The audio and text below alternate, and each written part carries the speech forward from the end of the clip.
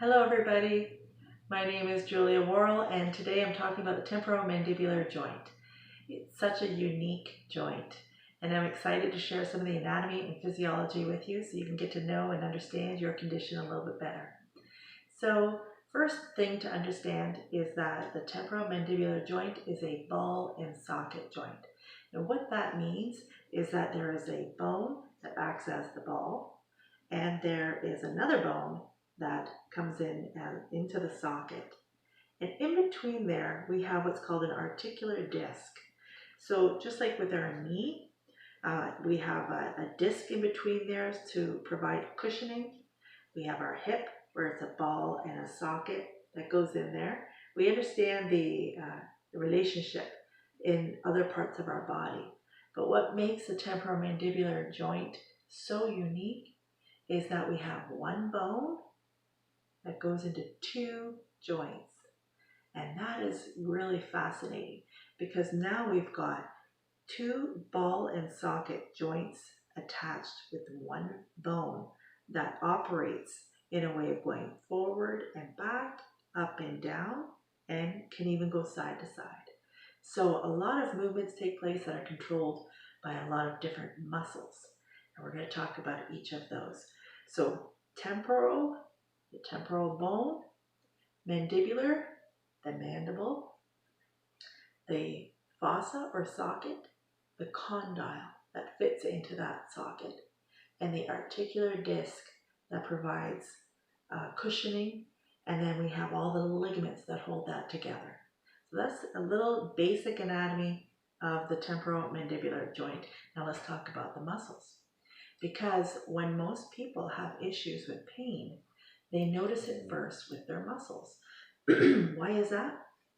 Because think about what we use our temporomandibular joint for. We use it for chewing, for swallowing, for speaking, for expressing ourselves to people. And if we have an issue on one side, it will affect the other side.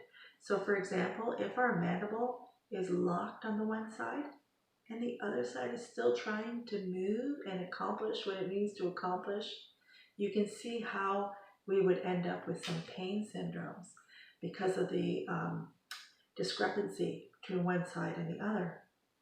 So in the other aspect, we look at muscles. Let's talk about the temporalis muscle.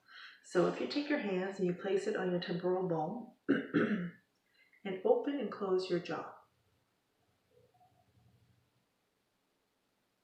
You feel that firing? Now clench your teeth. You feel the temporalis muscle firing. So that is one of the big muscle groups that is responsible for attaching your jaw to your head. And the other group are your masseters, these massive muscles right here. These are very strong muscles, powerful muscles that are used for chewing. And you see that a lot of times when people are chewing gum, you see these muscles fire.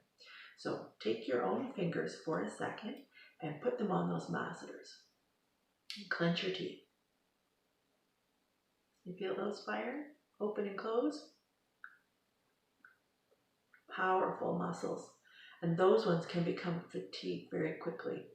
Let's think about the pterygoid muscles. These are deep muscles in between your cheekbone and your jaw, deep in here. You have the lateral and the medial pterygoid muscles. And these are short muscles, but they're very powerful, also for helping the jaw to open and close, but they're responsible as well for the side-to-side movement and for the forward thrusting of the jaw. So temporalis, masseters, pterygoids in here. So just like how we could get, neck strain and tightness in our shoulders, and we go and get those massaged to release them, it feels so good. We can also get tightness in these muscles that are responsible for the movements of our jaw, and we need to find ways to relax them and to release them so that we are not having issues with pain, headaches, and just overall fatigue of our facial muscles. So that's a little basic anatomy and physiology of the temporomandibular joint and the muscles responsible for temporomandibular function. It's Julia Worrell. Thank you for listening.